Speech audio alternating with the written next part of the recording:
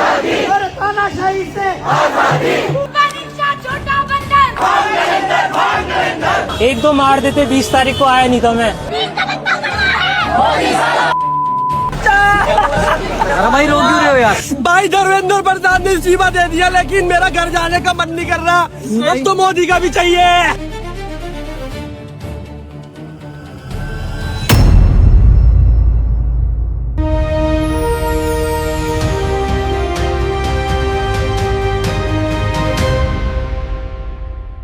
नमस्कार, राजीव टाइम्स की इस राजनीति की पंचायत में आपका स्वागत है।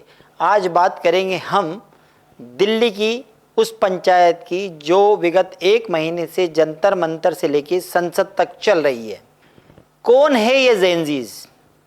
यह वह पीढ़ी है जिसका जन्म लगभग 1997 से लेकर 2012 के बीच हुआ। यह वह पीढ़ी है जिसने इंटरनेट को किताबों से पहले देखा, सोशल मीडिया को संवाद का सबसे बड़ा माध्यम बनाया और डिजिटल दुनिया में अपनी अलग पहचान बनाई।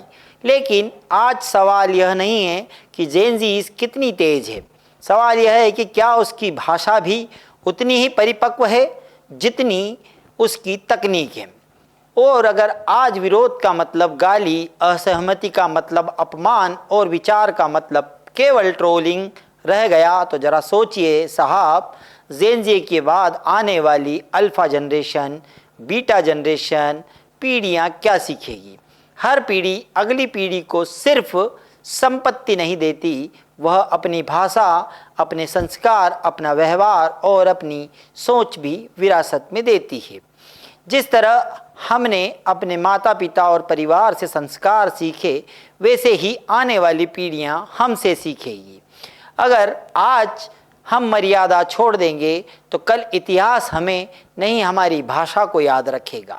इसलिए आज का सवाल सिर्फ राजनीति का नहीं, यह भारत के भविष्य का सवाल है। जेनजी को अक्सर सबसे जागरूक पीढ़ी कहा जाता है। यह पीढ़ी है जिसने डिजिटल क्रांति को आगे बढ़ाया, नई सोच दी, स्टार्टअप बनाए, दुनिया भर में भारत का नाम रोशन किया। लेकिन इसी पीढ़ी के एक हिस्से में सोशल मीडिया की तेज संस्कृति ने संवाद को कई बार टकराव में बदल दिया। आज कुछ शब्द सामान्य होते जा रहे हैं, जैसे भक्त, अंधभक्त, गोदी मीडिया, चमचा, आईटी सेल, ट्रोल, गद्दार, देशद्रोही, फांसीवादी, अर्बन, नक्सल। सोचिए, क्या ये शब्द किसी समस्या का समाधान हो सकते हैं या केवल समाज को और ज़्यादा बांटने का काम होता है। लोकतंत्र सवाल पूछने से मजबूत होता है, लेकिन लोकतंत्र अपमान से कभी मजबूत नहीं होता।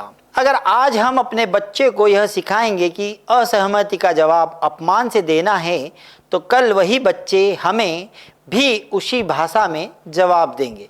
याद रखिए, भारत केवल 2026 का नहीं, यह भारत 2040 का भी है और यही भारत 2050 का भी है, और उन बच्चों का भी है जो आज स्कूलों में बैठकर जेनजीज को देख रहे हैं और अपने मंसूबे में एक नई दिशा को तलाश रहे हैं।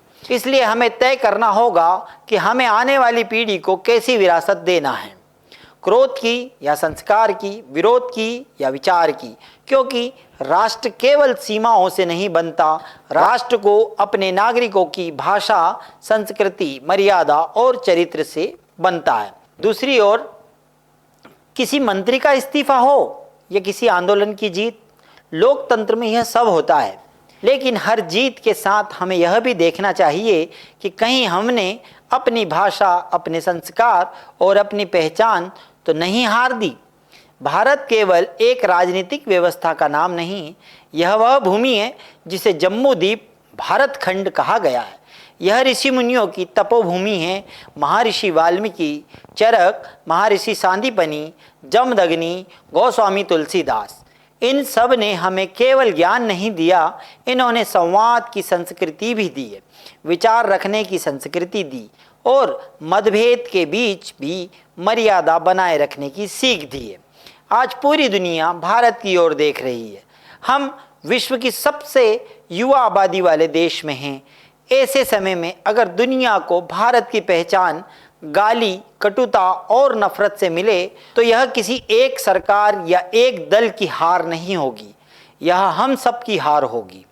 इसलिए आज राजनीति की पंचायत से हम देश के हर युवा से केवल एक बात कहना चाहते हैं कि प्रश्न पूछिए, सरकार से जवाब मांगिए, नीतियों का विरोध कीजिए, आंदोलन भी कीजिए, लेकिन अपनी भाषा ऐसी रखिए कि आने वाली पीढ़ियां उस पर गर्व करें, क्योंकि आपकी आवाज़ सिर्फ आवाज़ नहीं है, इतिहास भी सुनता है।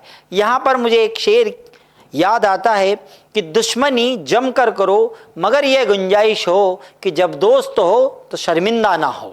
याद रखिए, देश किसी एक नेता का नहीं है, किसी एक दल का नहीं है, देश हम सबका है। सरकारें बदलेगी, चेहरे बदलेंगे, लेकिन तिरंगा नहीं बदलेगा। और जिस दिन हमारा विरोध भी राष्ट्रहित और मर्यादा के साथ होगा, उसी दिन भारत केवल सबसे बड़ा लोकतंत्र नहीं, सबसे परिपक्व लोकतंत्र भी कहलाएगा। मुझे दीजिए इजाज़त, मैं हूं राकेश राठौर। आप बने रहें राजीव टाइम्स के साथ राजनीति की पंचायत में। यदि अगर आपको ये शो अच्छा लगा हो तो इसे लाइक करें, कमेंट करें और अपने दोस्तों के साथ शेयर करें। धन्यवाद।